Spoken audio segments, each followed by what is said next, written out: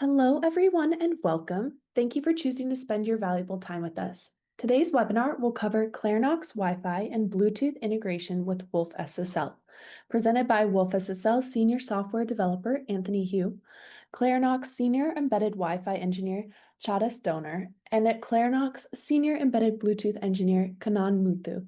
My name is Emma, and I will be moderating the webinar. All attendees will be in listen-only mode. If you have questions, please use the Q&A box. After the presentation, Anthony, Chadas, and Kanan will answer your questions. As always, our webinars are recorded and made available on our YouTube channel. If you'd like to stay updated with all the latest from wolfSSL and Clarinox, follow us on X, connect with us on LinkedIn, and subscribe to our YouTube channel. Feel free to contact us via email at facts@wolfssl.com if you have any further questions. Before we get started, let's go over today's agenda. We'll begin with an introduction to wolfSSL, followed by an overview of the wolfSSL product range. Then we'll move on to an introduction to Clarinox and take a closer look at Clarinox Wi-Fi and Clarinox Blue. After that, we'll go through a few code snippets that demonstrate how wolfSSL is used within Clarinox solutions. And finally, we'll wrap it up with a live demo of Clarinox Wi-Fi using wolfSSL. Now that we've reviewed the agenda, let's dive right in. Today, wolfSSL secures over 5 billion connections. We have more than 2,700 OEM customers and dozens of resellers. wolfSSL consists of over 50 dedicated employees, primarily engineers, and this progress is of course supported by a strong partner network that we are very proud of. Since the beginning, our engineering team has developed several embedded security products, including WolfCrypt with DO178 support, a FIPS 140-3 certification and a FIPS-ready offering, MQTT up to the V5 specification, SSH v2, TPM 2.0, a secure bootloader known as WolfBoot, Java wrappers and JSC support, and commercial support for curl, and our newest product offering, wolfHSM. These offerings are accompanied by thorough maintenance and support plans up to the 24/7 level. We also offer full service consulting. Now, I'd like to turn it over to the Clarinox team to introduce Clarinox and share more about Clarinox Wi-Fi and Clarinox Blue. Yep, thanks, Emma. So, hi everyone, this is Çağdaş, Senior Engineer from Clarinox İzmir office. Today, I will talk about our cooperation with wolfSSL and enterprise security with TLS 1.3. Before going further, I just want to start with a brief intro. Clarinox is a leading Wi-Fi and Bluetooth protocol stack supplier headquartered in Melbourne and established at 2001. Our products are licensed from a variety of customer groups from Fortune 100. And we provide an operating system agnostic structure by providing a widespread system resource management within our different stack layers. So Clarinox Wi-Fi is our Wi-Fi protocol stack, which implements IEEE.11 and Wi-Fi Alliance specifications. Clarinox Blue is a stack for Bluetooth Classic and low energy, including dual profile support and vendor-specific ACI extensions. Clarify is our all-in-one protocol analyzer and debugger, which is a perfect companion for the protocol developers like us. Yeah, that's a brief intro from Clarinox side, so we can move to next page, please. Yeah. Now I'd like to move to today's background, enterprise Wi-Fi security and Wi-Fi supplicants. In an enterprise security framework, there are two required devices alongside with our client, Authenticator AP and the authentication server. I mean that the radio server. So as a pre-info in today's demo, we will be using an access point with enterprise security capabilities plus for a radio server. And the access point will be responsible with the key management and handshake between our client and the radio server in a secure way, thanks to wolfSSL. About the Wi-Fi supplicant, supplicant is an application or a library that handles client-side authentication states and processes. And in our stack, in our Wi-Fi stack, we are using both our own stack and WPA Supplicant library with a special integration layer. It's important for a Wi-Fi supplicant that it must include all security aspects via internally or external libraries. wolfSSL will come in the scenes at this point. And I can say that from the enterprise server perspective, finding a proper TLS 1.3 supporting supplicant is very tough. You can understand it from the developers' configuration release notes, a developer's release notes from FreeRadius. The guy wrote this down. Actually, I'm reading it from their README. While the server will accept TLS 1.3 as a value, configuration value, most enterprise supplicants will not do TLS 1.3 properly, and they will not work. So do not ask questions on the list about why it does not work. So yeah, looks like interoperability is a tough factor. So we can move the next one, please. Yeah, let's take a step back and look at our Wi-Fi stack solution very briefly. We have a wide range supported Wi-Fi standard list from 4 to 7 and with different bands. You know, those are generic stuff we support. Also, we are providing top-level security algorithms and frameworks that specifications mentioned. Those like the latest Wi-Fi security framework, WPA 3, which is powered by elliptical cryptography, and like TLS 1.3 powered enterprise Wi-Fi. Also, we support multiple different roles like mesh networking and peer-to-peer networking. And yeah, that's my part. So we can move to Bluetooth part. Yeah, thanks, Emma. My name is Kanan, a senior Bluetooth engineer from India office. Before going to the security, we need to understand why security is required. Nowadays, Bluetooth is everywhere, such in cars, medical device, industrial controllers, and wearable. So the security is not optional. Any wireless system that handles data, even a simple sensor, can be a target. Bluetooth security was designed to protect integrity, confidentiality, and privacy while keeping connections lightweight enough for low-power devices. Bluetooth uses multiple layers of protections. At the top link layer, data is encrypted using AES CCM algorithm. During pairing, device authenticate and exchange keys. In Bluetooth Classic, pairing related on legacy pins, but later versions introduced secure simple pairing using ECDH algorithm. Thanks to wolfSSL for providing a nice API to use it. For Bluetooth Low Energy, we now have highly secure connections which provide strong encryption and optional user confirmation through the pairing methods such as numeric comparison or passkey entry. Once paired, the devices can bound. The keys are stored for future reconnections. In most of the cases, common threats such as EVA stripping, man-in-the-middle attacks, and identity tracking through the static device addresses. Bluetooth mitigates these risks through random address resolving, link-level encryption, and authentication.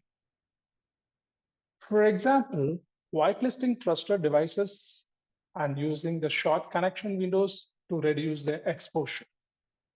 In short, Bluetooth security has evolved for beyond simple PIN codes with modern encryption, authentication, and privacy mechanism.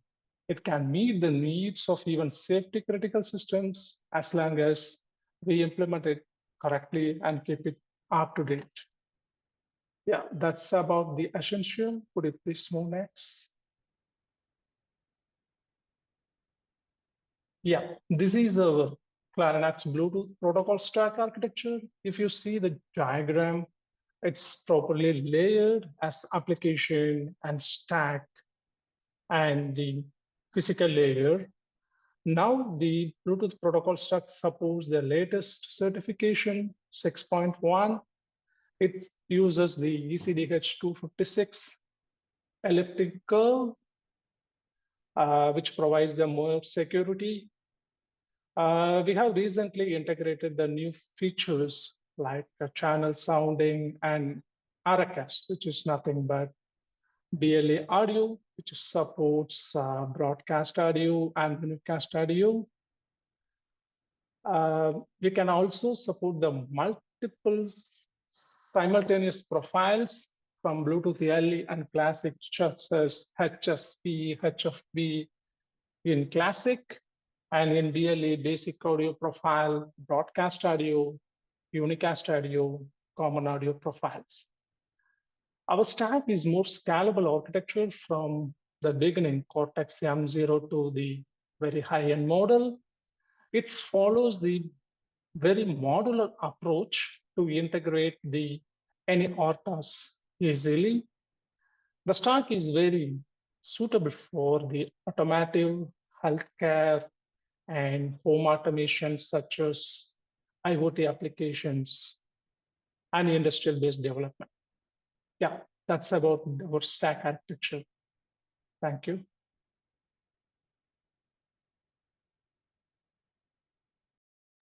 Hi, this is Anthony Hu from wolfSSL.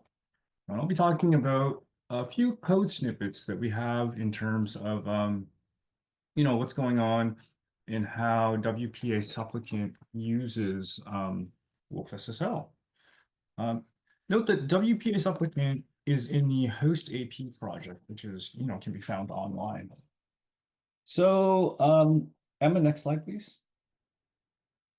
So yeah, in this particular presentation, we're going to be not really talking about, the full source code of how WPA Supplicant uses wolfSSL. That's kind of boring. It's mostly just, initialization of the structures and then setting up a bunch of configuration stuff. And then, but the really interesting part is the callbacks that are set up and some of the callback implementations that are done.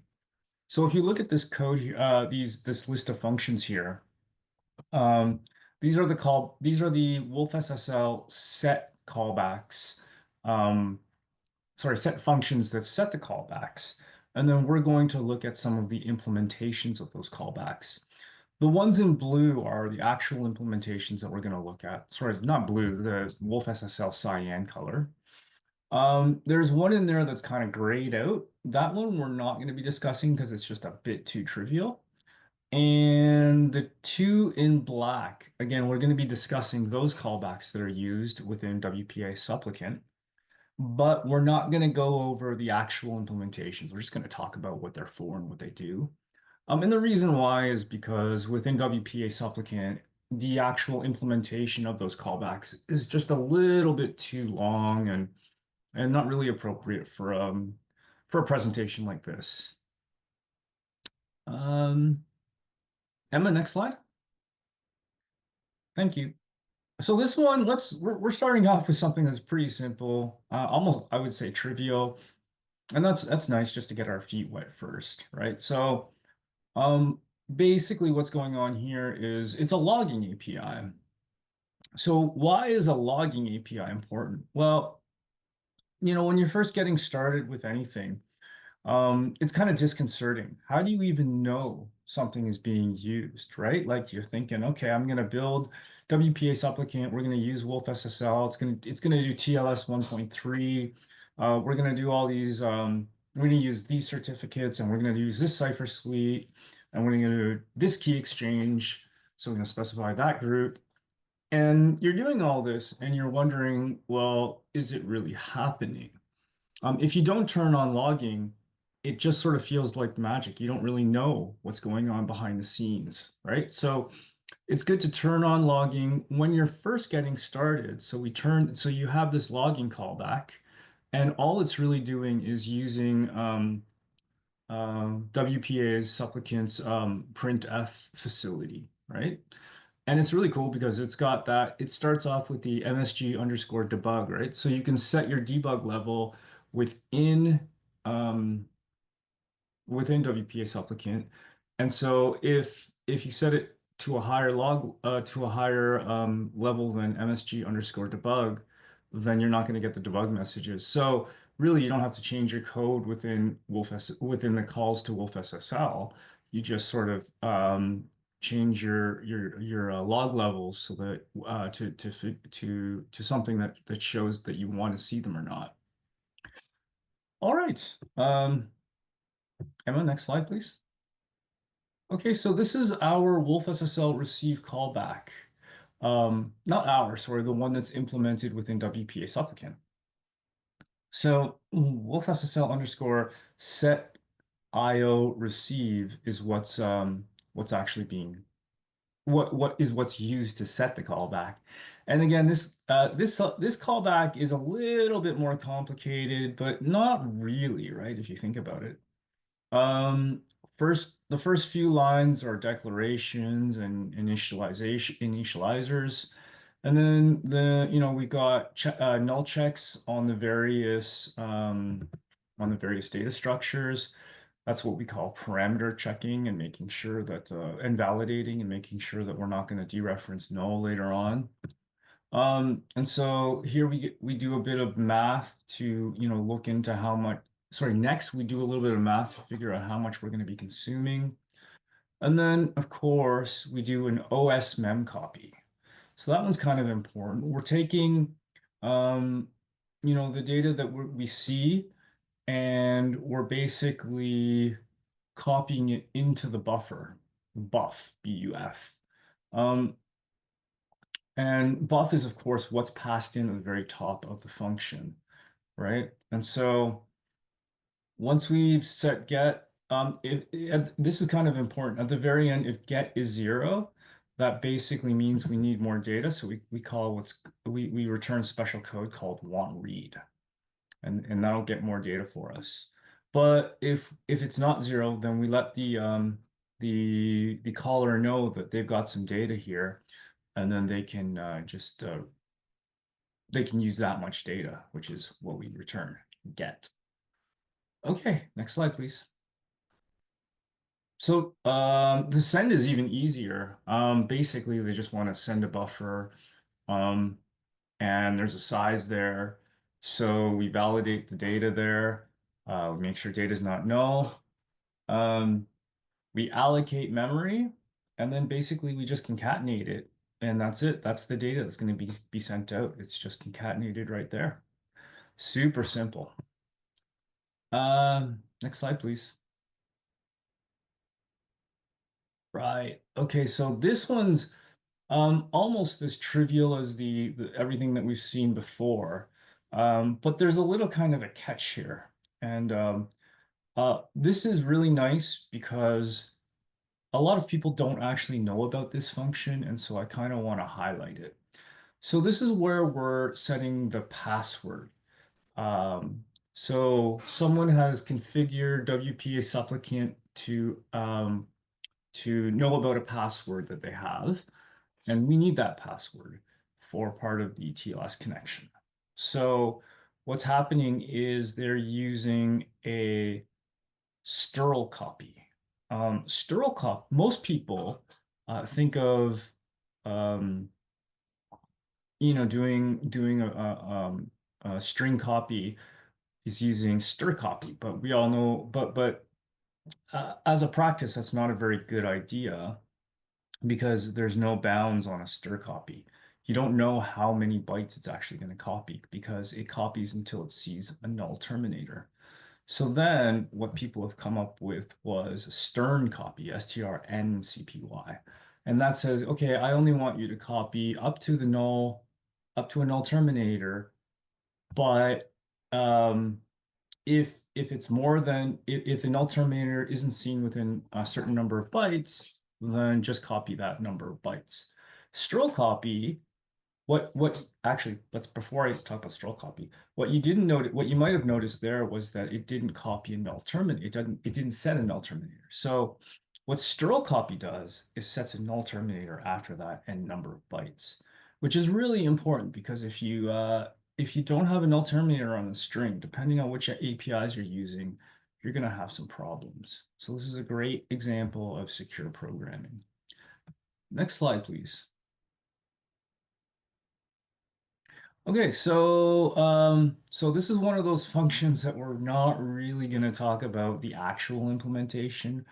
We're just going to go into a little bit of detail about what's going on here. So normally this function, this callback function, would only get called once at the very end of the certificate chain verification. And so that pre-verify OK tells us whether or not the chain verification was OK or not. Instead, because we have what's called the OpenSSL compatibility layer, this callback function is actually called for every certificate in the chain. And that's a little tricky because it's different, right? So this single function it has to be implemented differently depending on this this compatibility layer flag. Yeah, so the purpose of this particular callback function is to let people know, is to let the caller or the application layer be either more strict or more flexible with regards to how certificate chain verification happens.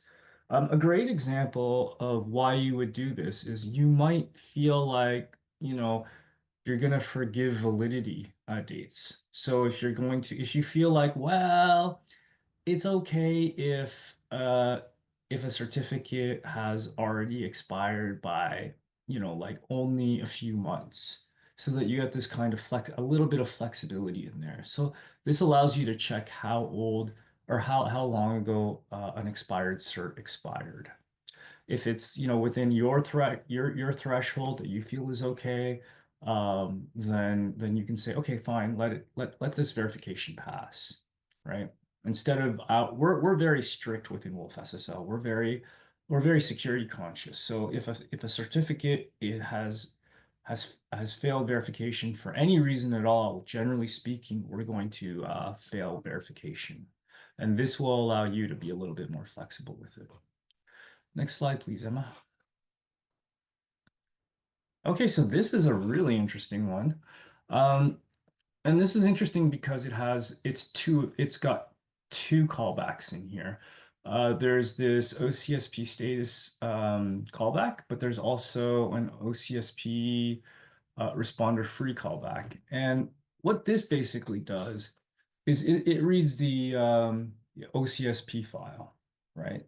You can see it right there, os_read file, and then you've got the URL, which is just basically supposed to be a URL, the path of the file name, and then a length, and the length tells you how long this function, the buffer that this function is going to return.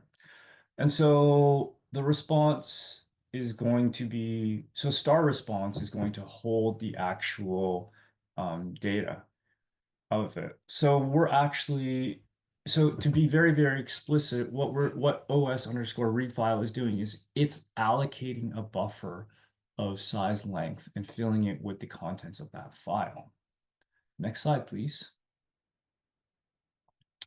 So now, the reason why we have this OCSP_RES responder_free_CB callback is that we have to free that same response. So we actually use an OS_free to free that response. That's because we allocated it in the previous callback. So this is really important. Secure programming means that you also always clean up all your dynamic memory that you allocated. It's very important because if you don't, this leads to memory problems and various other messy little things. So quite often, application developers don't consider this, and security developers are very conscious of this. So we're very happy that this is happening within WPA Supplicant. Next slide, please. Okay, so this is the session SSL set session secret callback. And again, this is one we're not really going to show the implementation for, but basically what it does is it combines the client hello, the server hello, the session ticket of the handshake, which is determined during the handshake, and the secret. So the secret is something that's passed in at the top of this function, see? And so the way they are defined, one of the reasons why I didn't want to go into the implementation is because another callback is called. So it's like a callback that calls another callback. So it's a very, very complicated function. But that callback is defined by the WPA Supplicant WPA Supplicant application. Next slide, please. Oh, and here we go into the live demo. I'll hand it back to you, Emma.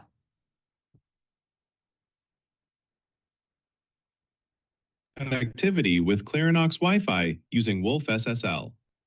Let me briefly introduce our setup. We'll be running our debugging tool, Clarify, on a Windows PC. This is connected to a Raspberry Pi with an NXP IW416 Wi-Fi radio chipset running our Clarinox Wi-Fi stack.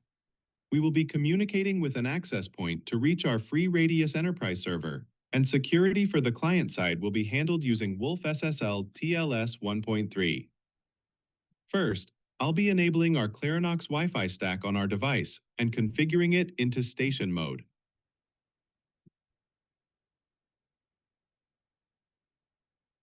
Now I can scan for our access point configured in enterprise mode.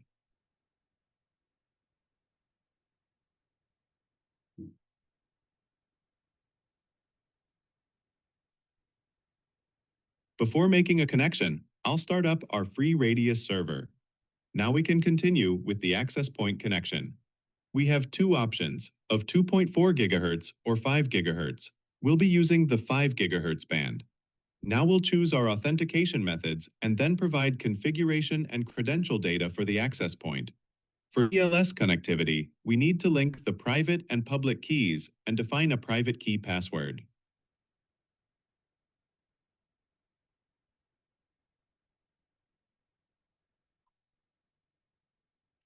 Okay, now we're connected.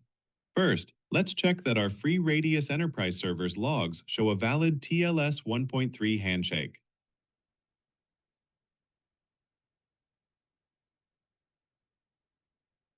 Yep, the TLS 1.3 handshake has completed successfully. And now we can check our client-side connectivity results through our Clarify debugger logs.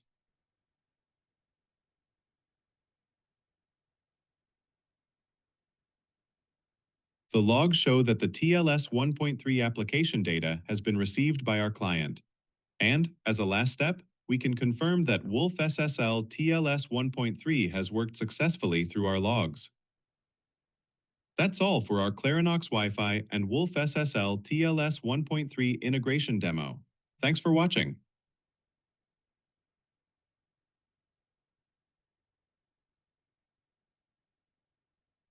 All right. Well, thank you, Anthony, Chadas, and Kanan.